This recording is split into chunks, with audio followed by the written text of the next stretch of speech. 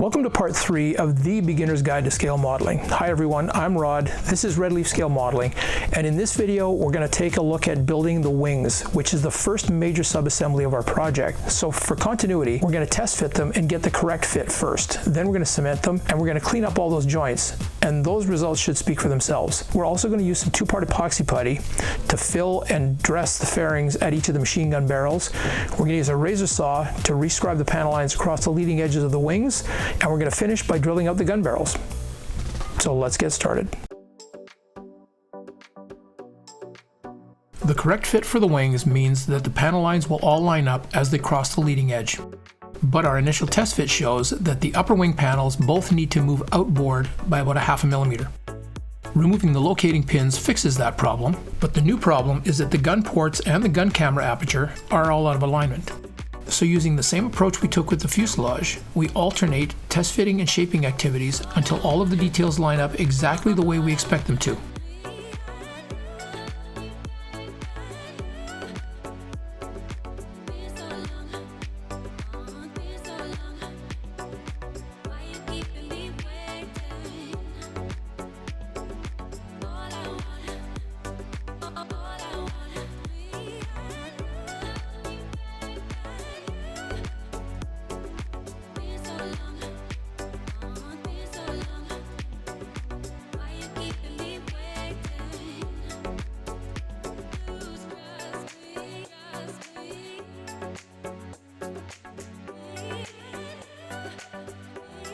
And finally, after about 2 hours, one last test fit confirms that we are ready to assemble the wings. But we're going to work progressively in small sections, and our first is from the wing root to the hinge point. The wing root is a critical point. It lines up all of our panel lines down the leading edge of the wing and, ultimately, the fit of the wings to the fuselage. Focusing on a small area like this allows us to fine-tune the alignment of the panel lines and the leading edge as the cement cures. By applying gentle pressure as we do this, we want to try and squeeze a little bit of melted plastic out of the joint. In the end, we see a near perfect alignment of the wing root and the panel lines, and we've got an excellent bond along the leading edge. And as an added bonus, the plastic that's squeezed out of the joint is going to become a built-in seam filler.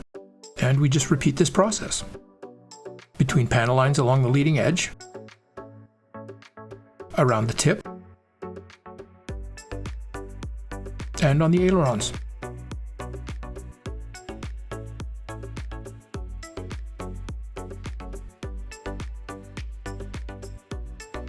The cement on the wings was allowed to cure overnight, so the next task is going to be working on the gun fairings, and for that we're going to use Tamiya's 2-part epoxy putty, which comes as 2 individually wrapped bars. One is resin, the other hardener, and the mix ratio is 1:1. Cut an equal portion from each bar. Remove the plastic coating, twist them together,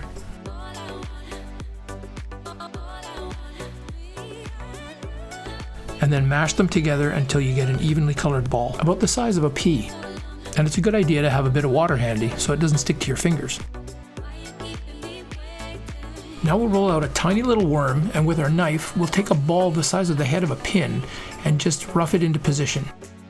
The working time is about 30 minutes, so in the first 15 minutes, while the putty's good and sticky, we want to make sure we get it into the gaps and establish the basic shapes.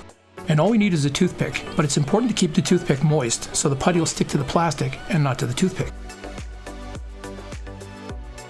And in about half an hour, the putty's hard enough that we can do a final shape and polish using a large pin and some water. We cleaned up some of the other parts until the putty around the guns had cured.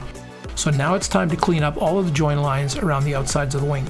And once again, we're going to use our number 11 blade, but this time we're going to add sanding sticks from 600 to 4000 grit. And we use all of the same techniques that we used to clean up our parts in part 2. The blade is an ideal cleanup tool, easily removing surface flaws without altering the design shape of the part. And changing from cleanup to polish is as easy as reducing the pressure on the blade. So even if all you have is the blade, with good technique, you can still get excellent results.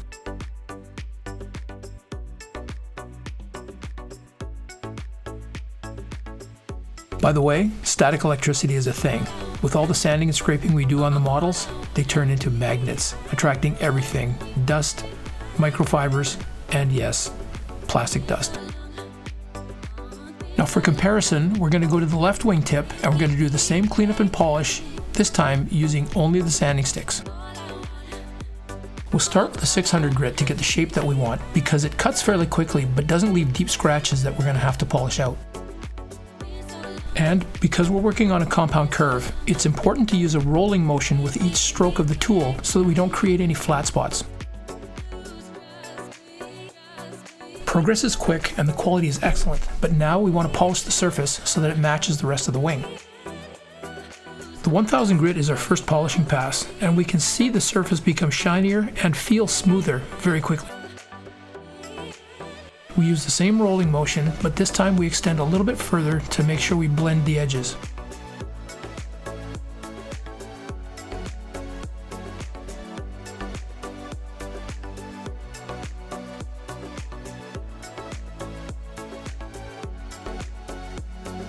Our second polishing pass with 2000 grit is all about removing micro scratches, blending the edges, and getting a nice uniform sheen over the entire part.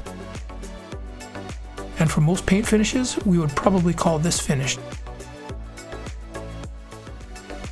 But because we're going to be using metallic paint, we're going to finish with a 4000 grit. This is a true polishing grit, so we use straight and circular motion to blend the finish on the wingtip into the rest of the wing. And by the time we're done, without using any putty at all, there's no evidence of a join line at all.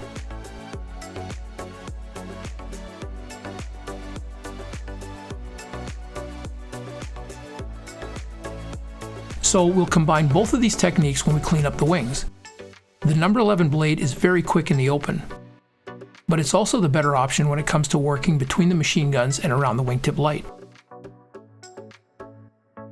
But the sanding stick is definitely the better option for removing any residual gate material.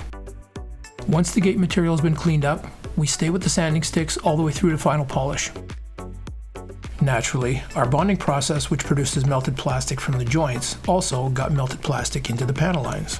So we're going to open them up again using our razor saw. These come in all shapes and sizes and are surprisingly useful, so it's well worth having at least one in your toolkit.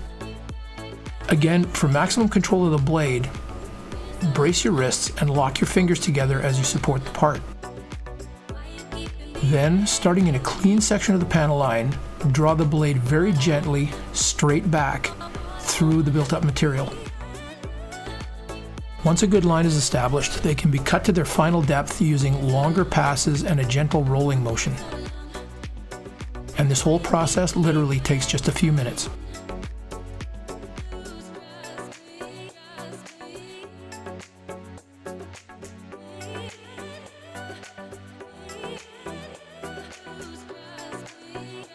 It's just that easy. Just like the exhaust pipes, the machine gun barrels need to be opened up, unless you want to paint them to make them look like they've been taped over. But it's a cool looking little detail and it's so easy to do. So we're going to use the same process we used on the exhaust pipes. First, we punch the center with a pin. Then we drill all 3 tubes using a bit that represents the 50 caliber bore diameter. It's important to work very slowly and carefully and make sure that they're centered. Using a slightly larger bit, we drill out the inboard tubes to represent the blast tubes. Fine-tune center and wall thickness with our number 11 blade. And finish by cleaning up any dust or burrs with a quick swipe of extra thin cement on all of the machine gun barrels and all of the panel lines we worked on that cross the leading edge of the wings. At this point, assembly of the wings is complete and they are ready for some paint. So in the next video, we're going to get organized and we're going to start doing some painting. I hope you found this helpful. Please like, subscribe, and leave a comment, especially if you figure something was overlooked or could be explained better. I want to know what you want to know, because that's what fuels this channel. Thank you so much for watching, and happy modeling.